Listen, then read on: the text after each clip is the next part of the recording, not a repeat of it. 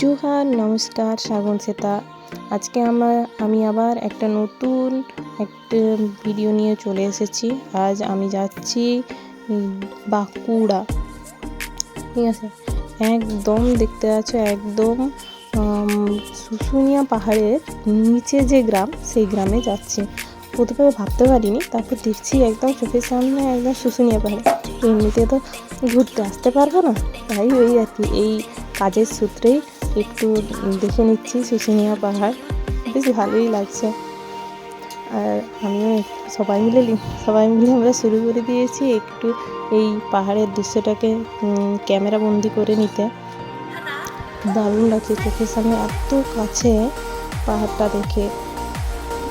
কিন্তু আমরা উঠিনি, এমনিতে কাজের জন্য এসেছি তো, তাই জন্য উঠিনি আর কি, জাস্ট ক্যামেরা বন্দি করে নিচ্ছি।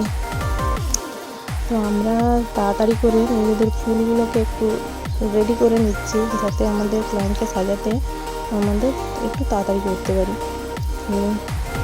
যেন অসুবিধা না হয়, আমাদের ব্রাইড তাড়াতাড়ি করে যেন সাজাতে পারি। সেই জন্য আমরা একটু তাড়াতাড়ি করে ফুলগুলোকে গুছিয়ে নিচ্ছি।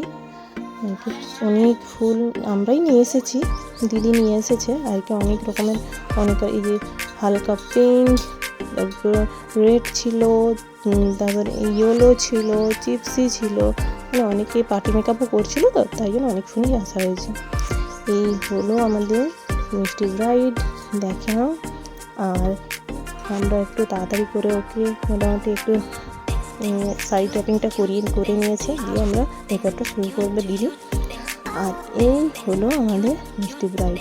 হেয়ার স্টাইল আর কলকা এটা আমি করেছি। দেখে জানাবে ওকে কেমন লাগছে আর হেয়ার স্টাইলটা কেমন হয়েছে, দুটোই জানবে কেমন হয়েছে, ওকে কেমন লাগছে, প্লাস আমার হেয়ার স্টাইলটাও কেমন হয়েছে। আর তোমাদের যদি আমার কাজ ভালো লেগে থাকে অবশ্যই জানাবে, ঠিক আছে। আর আমাকে তোমরা বুকিং করতে পারো।